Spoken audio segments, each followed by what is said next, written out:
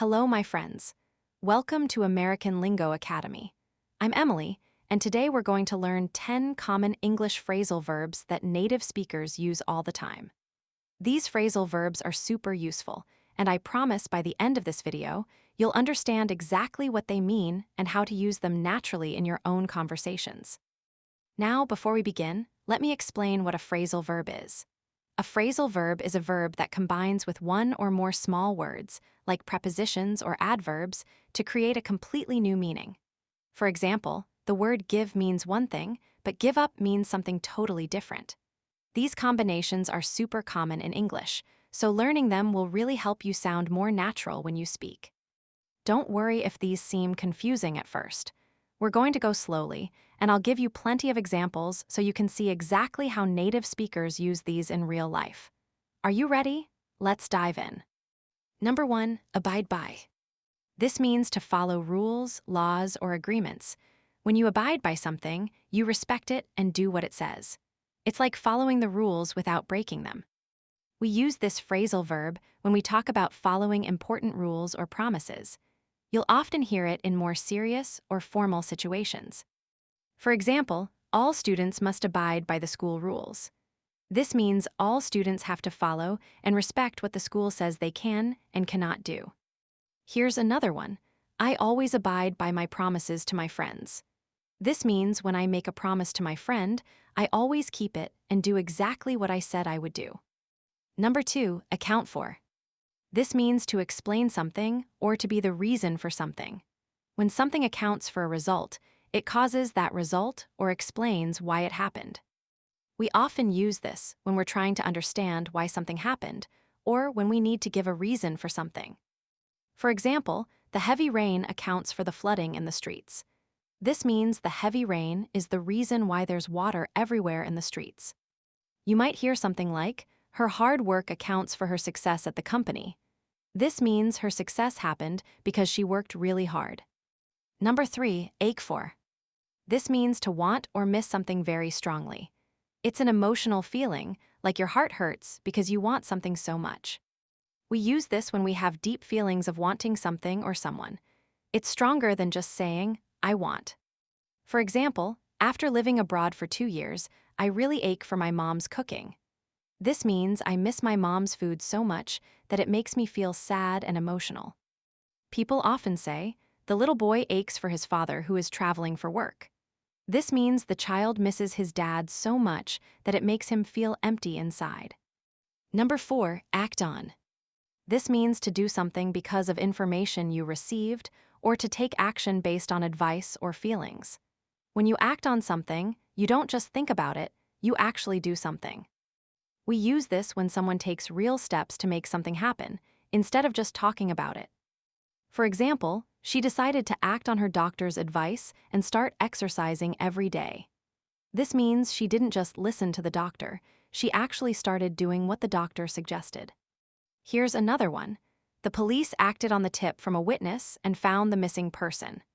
This means when someone gave the police information, they used that information to take real action and look for the person. Number 5, act out. This has 2 main meanings.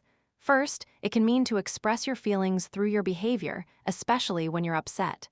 Second, it can mean to perform something, like acting in a play. We often use this when someone is behaving badly because they're feeling emotional, or when we're talking about performing or demonstrating something. For example, the teenager started acting out when her parents got divorced. This means she began behaving badly, maybe being rude or breaking rules, because she was upset about her parents' situation. You might hear something like, the teacher asked the students to act out the story they just read. This means the teacher wanted them to perform the story, like putting on a little play. Now, before we continue with our last 5 phrasal verbs, I want to ask you for a small favor. If you're finding this lesson helpful, please give this video a like and subscribe to our channel.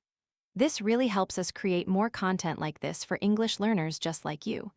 We work hard to make these lessons clear and practical, and your support means everything to us. Number 6, act up.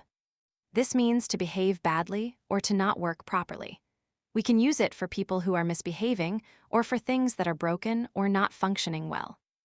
You'll hear this a lot when parents talk about children who are not listening, or when something mechanical isn't working the way it should. For example, my car has been acting up lately, so I need to take it to the mechanic. This means the car is having problems and not working normally. People often say, the kids always act up when they're tired. This means when children are sleepy, they don't behave well and might be cranky or disobedient. Number 7, act upon. This is very similar to act on and means to take action based on something. It's a bit more formal than act on, but the meaning is basically the same.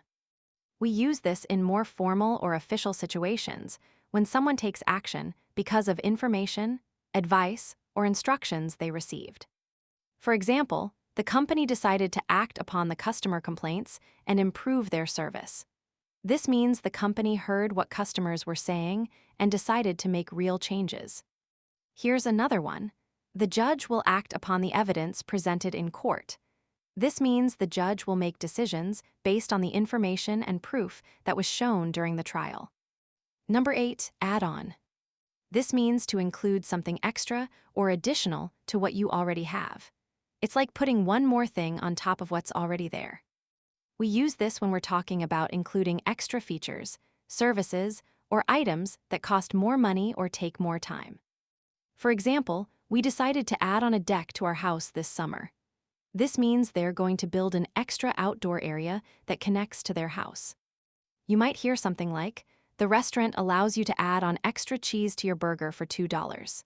This means if you want more cheese, they'll put it on your burger, but you have to pay a little more. Number 9, add up. This has two meanings. First, it means to calculate numbers and find the total. Second, it means that something makes sense or seems reasonable. We use this when we're talking about math, or when we're trying to understand if a story or situation is logical. For example, let me add up all our expenses from the trip. This means let me calculate all the money we spent and find out the total amount. People often say, his excuse doesn't add up because I saw him at the mall when he said he was sick.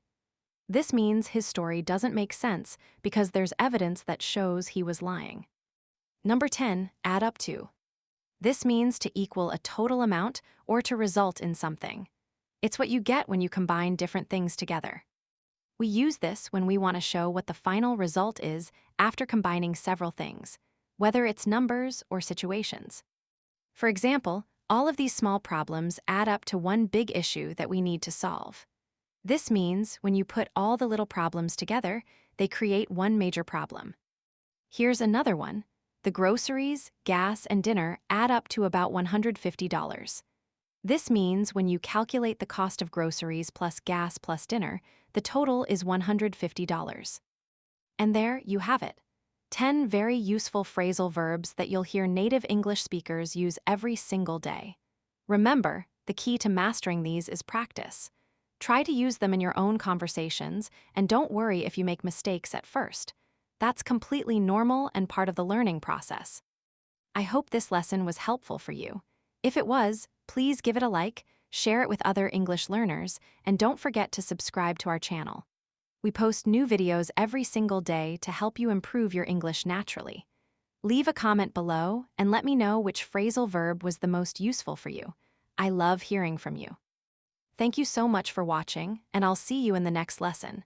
Keep practicing and remember, you're doing great.